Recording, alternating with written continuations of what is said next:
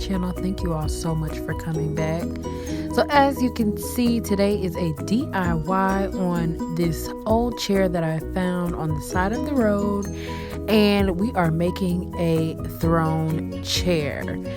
It can also be a dupe for the Absolom Roche chairs that are all over Facebook, and they are just to die for. So I started out and I ripped the little seam covers off, and then I went ahead with some scissors and just cut through that fabric that was on there. And then I took this razor blade here, which was actually for like a hair comb, and I went ahead and sliced what I couldn't pull off with my hand. So I went in and just sliced around the fabric, trying not to cut the cushions. So yeah, I just sliced around it and then pulled it off. Then I went and pulled up what was left over that was stapled down to the wood, and just pulled it as hard as I could to get it out. I ended up having to wind it around my hand a couple times because it was super hard to pull up, but that's what I'm doing here. And next, this is what it looks like with no fabric on it. And later on, my daughter tore up one of the legs, so I ended up having to put it back because she sat on it and it broke completely, as you can see here.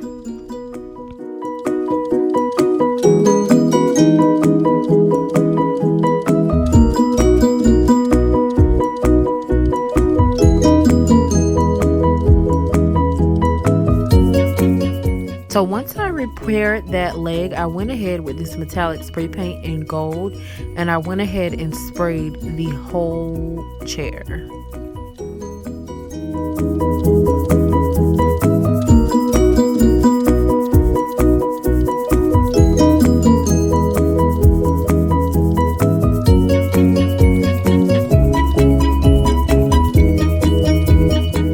So next what I did was took some cardboard and prepared for my tufting. I went ahead and drew out my diamond 6.5 to 5.5 across and cut that out, and then I went ahead and used that on the top cushion from the chair, and I marked the middle of it and placed my diamond. After I cut it out, I placed it down on there, and I just marked on all four corners and just spaced it out to make sure that once I put the markings down, it was centered, and that's where my buttons or whatever I would use would go, wherever the red markings, wherever they were.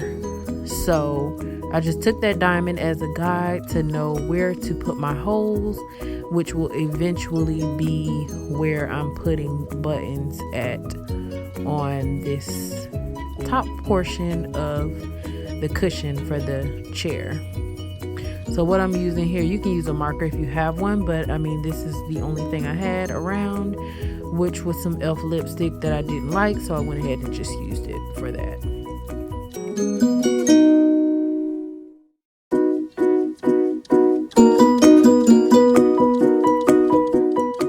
And this is what it looked like when I'm finished drawing out all of my dots.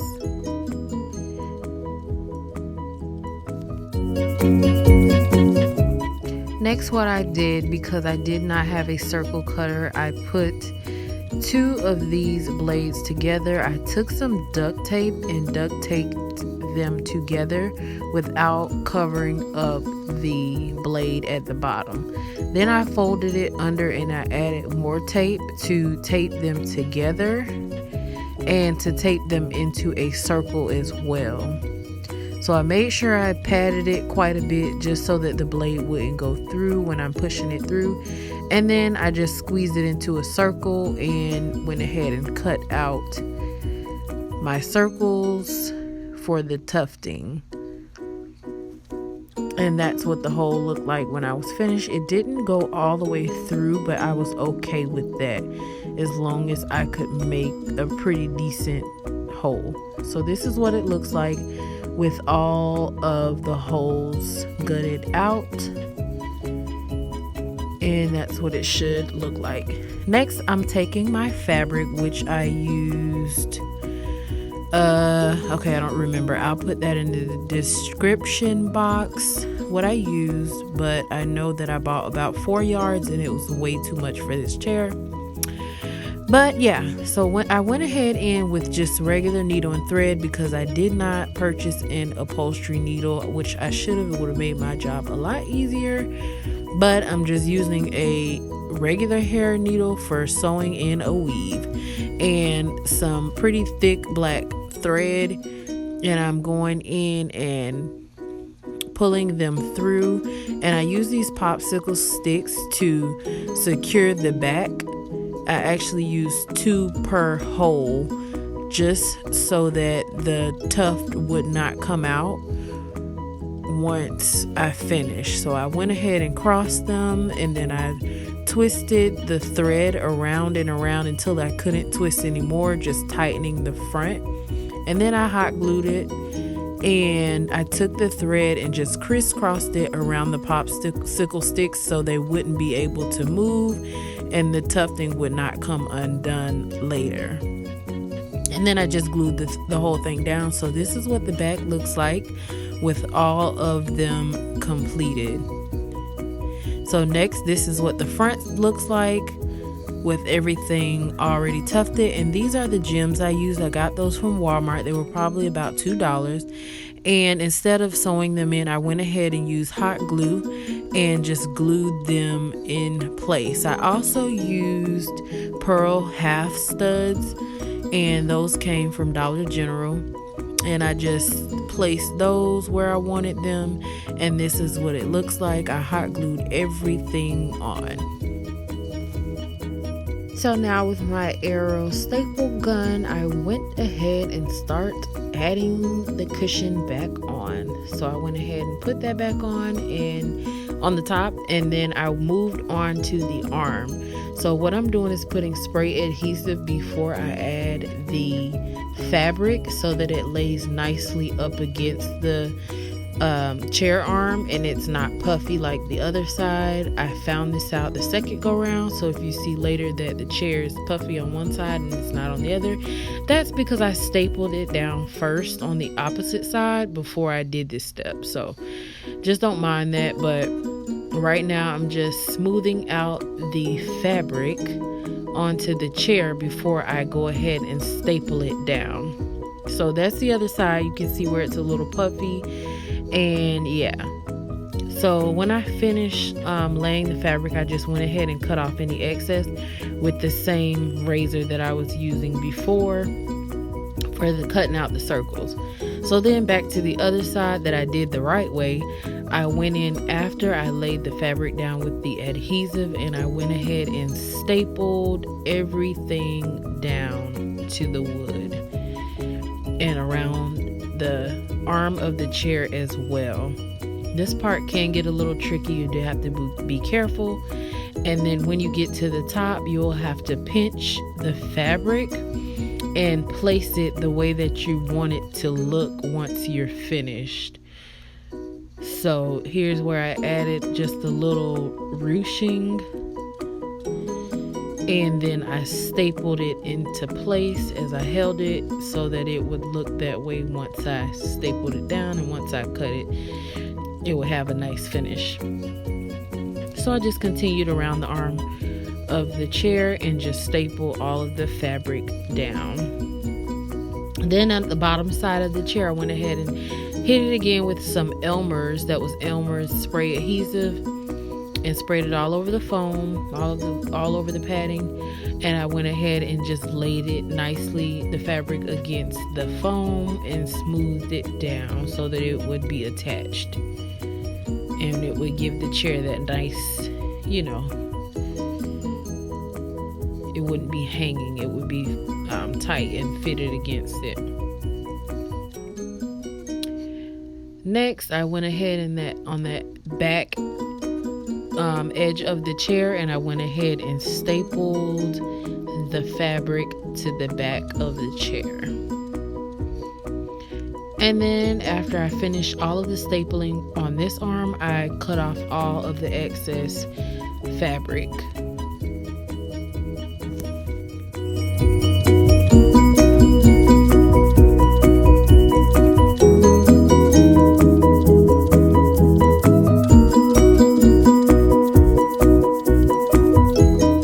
And now for the seat cushion, I just took the cushion out, re-measured it to see how much fabric I needed, and once I got the amount of fabric I needed, I cut it out and went ahead and stapled it to the back of the chair.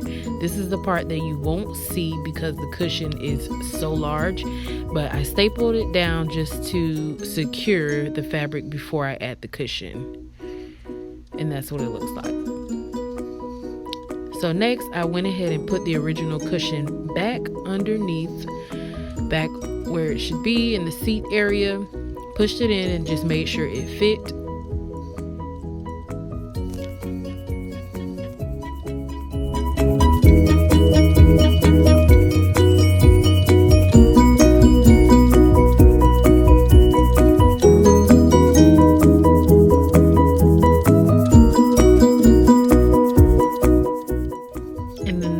That I did was start in the front and went ahead and stapled down the fabric to secure the cushion. One thing that I probably should have done is spray the spray adhesive on this as well so that the fabric would be attached to the cushion, but I didn't, so I just went ahead and just stapled it down, and that's what it looked like when I finished all of the stapling.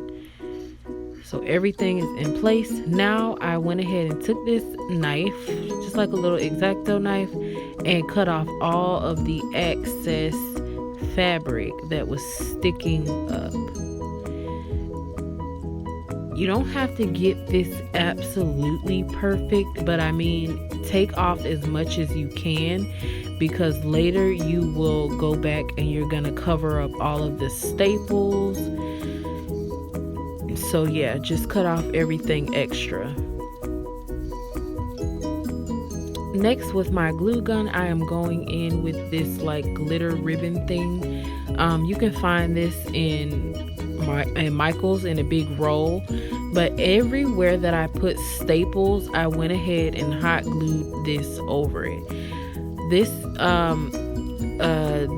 think it's some kind of gem ribbon, like it comes in a huge roll, and you can cut however many little squares you want. I cut them in rows of 2, as you can see, and I went ahead and just hot glued everywhere that there was a seam and added this diamond ribbon or whatever you want to call it.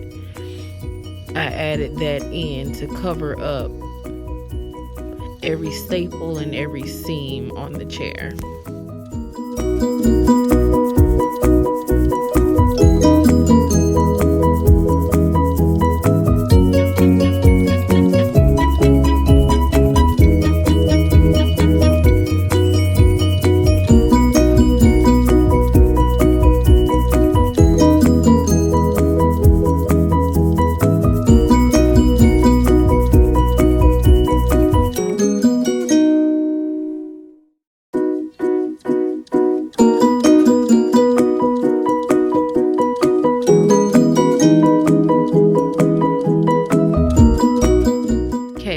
What it looks like with most of the trim done.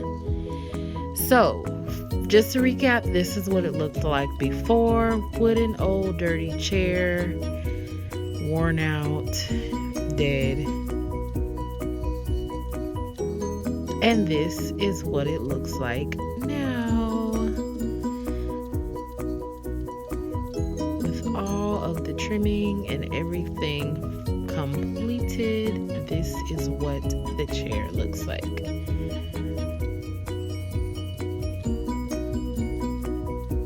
What do you guys think? Just to let you see what the trimming looks like up close, let me let you guys know I am not a professional. This was my first time ever reupholstering anything. Let me know what you think about this. Give me a thumbs up if you like this, And if you haven't already, go ahead and subscribe. Thank you all so much for watching. And until next time, I will see you in the next one. Bye.